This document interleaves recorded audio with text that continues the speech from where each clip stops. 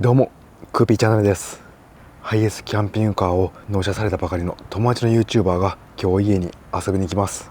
前から興味あったキャンピングカーなので、いろいろ見せてもらって一緒にキャンピングカーで遊びたいと思います。気になるのがハイエースキャンピングカーバンコンなので、車内が狭くないか体感してみます。このキャンピングカーは自分が所有しているライトキャブカーなんですけど、やっぱり高さがあるので中すごい快適なんですよね。ただデメリットとしてやっぱりトラックベースなんで風の煽りですね。あとは衝撃結構強いです。ハイエースはその辺がどうなのか。やっぱりキャンピングカーなんでバンコンといえど乗り味が良くないかもしれません。その辺も確かめます。あ、旅江さん来ました。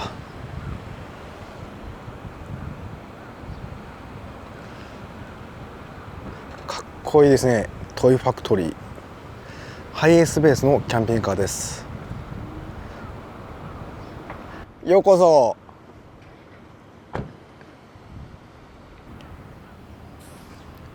旅江さん喋らないタイプの YouTuber なんで、もうちょっとスーパーで買い物行ってくるみたいです。その間に車見たいと思います。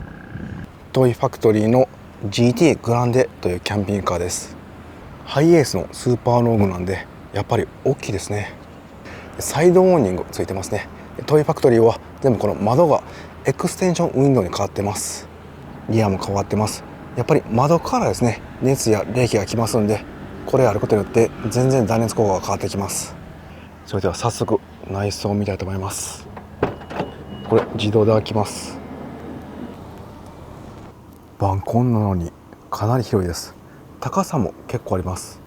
自分身長170センチなんですけど、足をピンと伸ばすと頭ついちゃうんですが、少しかがめば全然歩けます。このぐらいあれば車尺も楽ですね。この入り口結構広いんですけど、靴はこうやってそのまま横に置くことはできません。こんな感じで縦にしないとドアが閉まりません。運転席にはカメラを置いてます。三脚で。これ撮影用のやつですね。このシートの座り心地めちゃくちゃいいです。もう普通の車と一緒ですね。キャンピングカーは垂直のシートも多いんですけど、これはリクライニングできるんで長距離も楽そうです。対面レイアウトでこれフルフラットにもなります。セカンドシート、サードシートの後にマルチルームあります。これまだ何も入れてないようです。でリアベッドは2段ベッドで、ここ上の方はかなり高さありますね。で下はかなり狭いです。これ荷物置きにちょうどいいですね。でその下さらに収納があります。結構横幅広いんですよね。で窓も1、2、3箇所あります。これは快適に眠れそうです。でベッドのこれ上換気扇ですね。すごい。これはここ結構空気こもるんで、これはありがたいですね。インアウトできます。ギャレー周りなんですけど、電子レンジの上にこの上に開く収納があります。やっぱりこれ納車されたばっかしなんで何も入ってないですね。で上と下に収納があって、ここがシンクですね。で横に調理スペースもあるんで料理もできそうです。で入り口すぐ横は跳ね式のテーブルもあります。こうすると結構調理台は広いんでいろんな料理が楽しめそうです。で収納が意外とあります。このソファー上もあります。でこの窓が少し出っ張ってるんで、こういったところも収納になっていて使い勝手良さそうです。このテーブル横もここも収納ですね。ソファーの下は収納にはできません。やっぱりトイファクトリーは高級感がすごいですね。こういった入り口の LED 照明やこの晴れ消しのテーブルも普通は出てるんですけど、これちゃんとこんな感じでつらい位置で収納されてます。この扉もめちゃくちゃおしゃれですよね。こんな感じで開閉できます。いやもうキャンピングカーとしての完成度が高すぎます。これは所有欲を満たされそうです。あ、旅江さん帰ってきました。スーパーで車中飯の材料を買ってきたようです。今日も美味しいご飯作って食べるんですかね。ここ冷蔵庫なんですね。いやめっちゃ落ち着きますね、やっぱり。いや今日またこの車で食べに行って車中飯作られるんですね。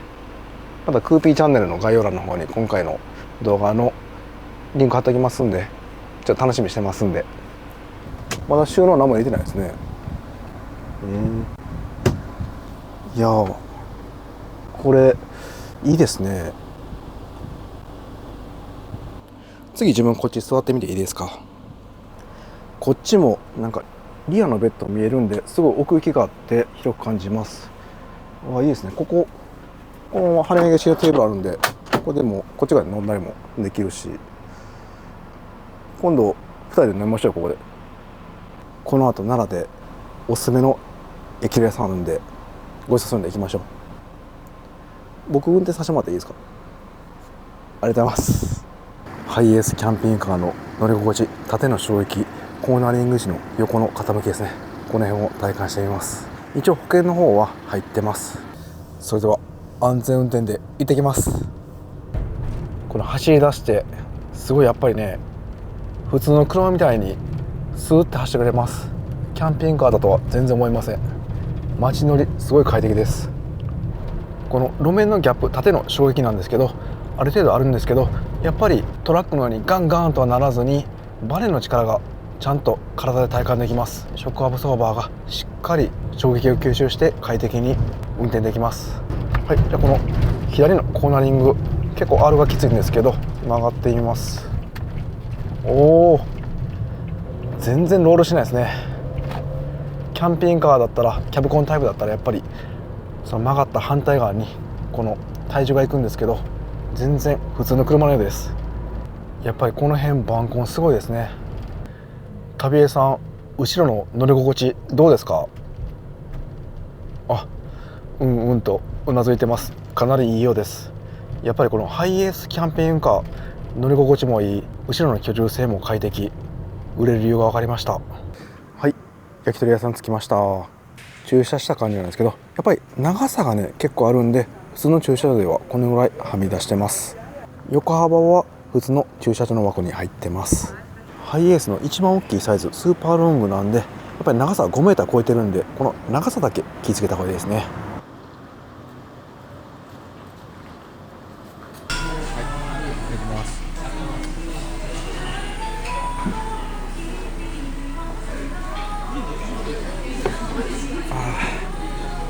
美味しい。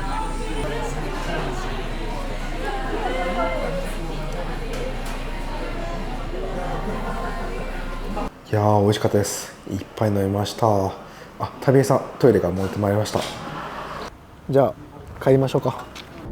今旅江さんに運転してもらってサードシート座ってるんですけど、乗り心地すごいいいです。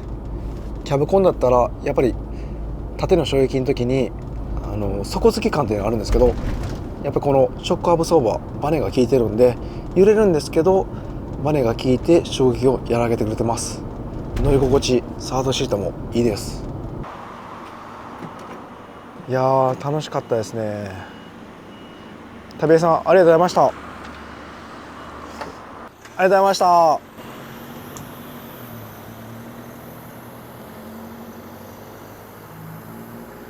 旅江さん行っちゃいました。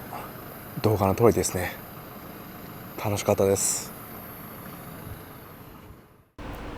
じゃあ焼き鳥行きましょうか。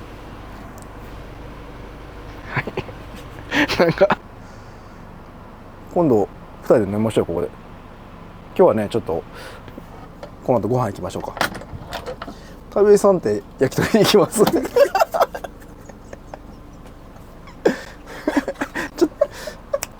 ちょっと焼き鳥のくだりをカットしてください。でもう一回行きます。旅江さん笑ったらダメなんで行きます。せーの。じゃあサムネ行きます